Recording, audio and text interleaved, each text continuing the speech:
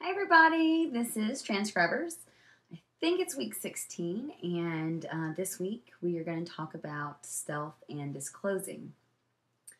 I know some of this stuff I may have touched on in some of my other videos, but of course I will, reiterate it in this video as it's relevant to these questions. The first question that we have this week is, do you tell people your partner is trans? When, how, and why? And as far as Todd and I are concerned, anybody new into our life since his coming out, we don't tell. We don't see them having any business in knowing. He's male, y'all are male. So if you choose that, that's how we see it. Period. End of story. Now, however, we did tell anybody, of course, that he knew in his prior life, so to speak. Anybody, friends, family, anybody that was physically very familiar with him beforehand, who would, be able to kind of see through who he is now and know that who he was beforehand was the same person, of course we told. And like I said, really the why is just simply because, as I've said before, as far as we see it, he is male. It's like I said, we don't walk up to people and say, hey, I'm Carter and I'm a female. Usually my rather large breasts give that away. So his lack thereof, as well as, 1,000 other things, just to put it lightly. I know he's mowing the lawn. Sorry, my dog's having a fit. But anyway, so no, we really just don't go around telling people. Does he tell people? No. Again, same thing. Anybody he knew, we told, and anybody knew, there's just no business. As far as, if you are beginning to date someone, of course, that's going to be a little different. He and I were already in a relationship, so we haven't had to have that disclosure scenario. Come here. Sorry. Gotta get my dog happy. So anyway, if you're in a new relationship with someone who does not know you're trans already, he and I talked about this a little, and of course, it's going to be up to you, but we definitely feel like you should tell someone before it gets sexual, just because at that point, A, it's very intimate, B, it can become very serious, and C, physically things might be different, again, depending on where you are in your transition. So, of course, that will be personal and up to you, but at some point, if you're going to have a relationship with someone that's any kind of serious, you have to be honest, because, cliche or not, relationships really should be built on honesty, and you can't just, be with someone forever and have it be a lie. And if you love them and they love you, it shouldn't be an issue anyway. And, that you should want them to be a part of even your past, whether you love your past or not. At what point do we feel it is no longer necessary for my partner to tell people he's trans? Again, kind of goes in the same thing. We never found it necessary to begin with. So there's just really no line in the sand for us as far as that's concerned. If my partner does not pass to someone, does he feel pressure to then tell them so that he is addressed properly? And no. I asked him about this so that I could give, an accurate answer. And it was kind of the same thing I figured. And at that point, and one of the things that when we met Jace, and Todd had really just come out, one of the things he told him as far as, I guess in terms of passing, was be confident and correct people. So if he isn't necessarily passing to someone, like he said, he's like, if they look at me weird, I just let them look at me weird. But in addition to that, correct them. If you're not passing and they call you ma'am, for example, correct them. That's the best thing you can do for yourself, or we found it. Again, everybody's different.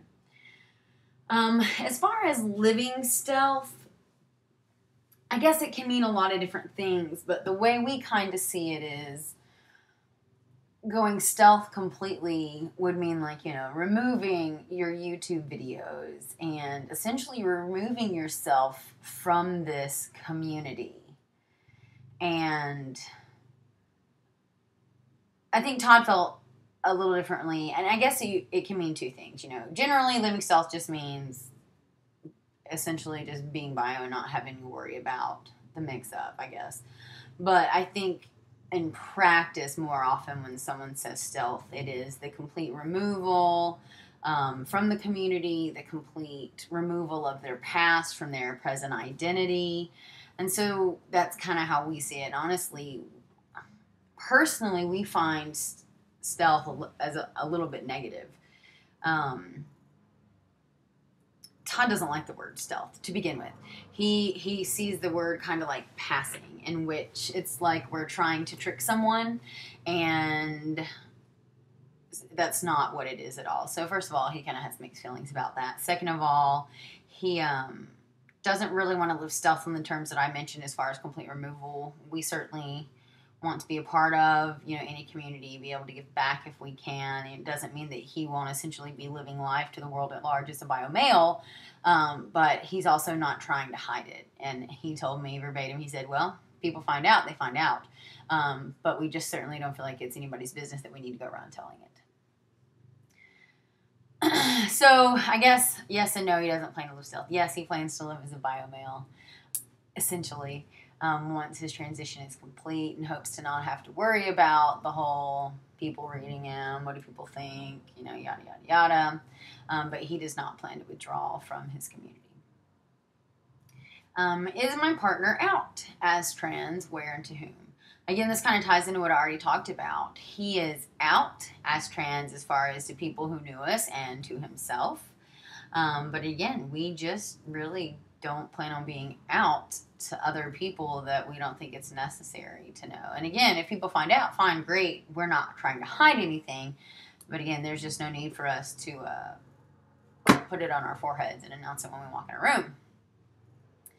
What language do we use do I use when outing my partner? Usually, he always makes me, be the one to make phone calls, and I'm always very forward. So it's usually, me that had the conversations with a lot of our friends via email, or if we had them in person, we were usually together.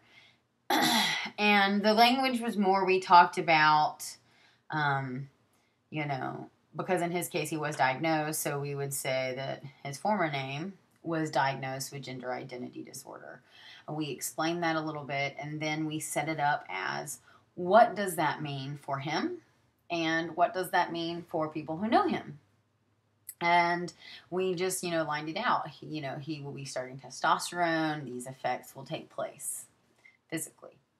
Then we, kind of get into the he has taken the name Nick or Todd. And that's what people call him, and people use male pronouns, and we explain to them that we know that may take time, and we just ask them to be respectful.